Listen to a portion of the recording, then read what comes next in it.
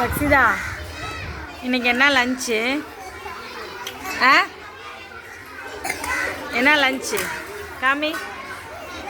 இதுக்கு என்ன பேர் சொல்லு?